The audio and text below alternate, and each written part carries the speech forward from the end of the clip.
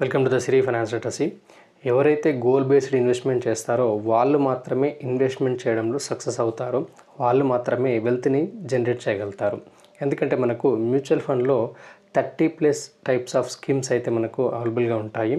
మీ యొక్క గోల్ని బట్టి ఫండ్ అయితే సెలెక్ట్ చేయడం జరుగుతుంది. మీ గోల్కి సరిపోయే ఫండ్లో ఇన్వెస్ట్ చేసినప్పుడు మాత్రమే మీరు వెల్త్ని క్రియేట్ చేయగలుగుతారు. మీరు రాంగ్ ఫండ్ని కనుక సెలెక్షన్ చేసుకున్నట్లయితే నష్టపోయేటువంటి ఛాన్స్ అయితే ఉంటుంది.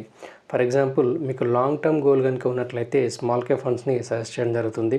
సో స్మాల్ క్యాప్ ఫండ్ అనేది మినిమం 7+ ఇయర్స్ పాటు ఇన్వెస్ట్మెంట్ చేసినట్లయితే మంచి రిటర్న్స్ అయితే వస్తాయి. 1 or 2 ఇయర్స్లో ఉండేటువంటి గోల్స్కి మీరు స్మాల్ క్యాప్లో ఇన్వెస్ట్ చేసినట్లయితే మార్కెట్ అనేది వోలటాలిటీగా ఉన్నప్పుడు స్మాల్ క్యాప్ అనేది నెగిటివ్ రిటర్న్స్ అయితే ఇస్తుంది. సో ఇట్లాంటి రాంగ్ సెలక్షన్ ఫండ్ వల్ల మీరు నష్టపోయేటువంటి ఛాన్స్ అయితే ఉంటుంది. సో ఫస్ట్ మీరు ఒక గోల్ని నిర్ణయించుకోండి. ఆ గోల్కి సంబంధించినటువంటి టైం హారిజన్ అయితే మనకు తెలుస్తుంది. ఆ టైం హారిజన్ని బట్టి మీరు ఒక మంచి ఫండ్ని సెలెక్ట్ చేసుకొని దాంట్లో ఎస్ఐపి చేయడం కానీ లంసమ్ చేయడం కానీ చేస్తున్నట్లయితే లాంగ్ టర్మ్లో మంచి వెల్త్ క్రియేట్ అవుతుంది. సో ఫస్ట్ మీరు ఒక గోల్ని సెట్ చేసుకోండి. ఆ గోల్ బేస్డ్ ఇన్వెస్ట్మెంట్ ఎవరైతే చేస్తారో వాళ్ళు మాత్రమే వెల్త్ని క్రియేట్ చేస్తారు. అలాంటి గోల్ లేకుండా మీరు ఇన్వెస్ట్ చేసినట్లయితే లాస్ అయ్యేటువంటి ఛాన్స్ అయితే ఉంటుంది. సో ముందు మీరు గోల్ని క్రియేట్ చేసుకొని ఆ గోల్ బేస్డ్ ఇన్వెస్ట్మెంట్ చేసినట్లయితే మంచి వెల్త్ని జనరేట్ చేస్తారు. Thank you for watching this video.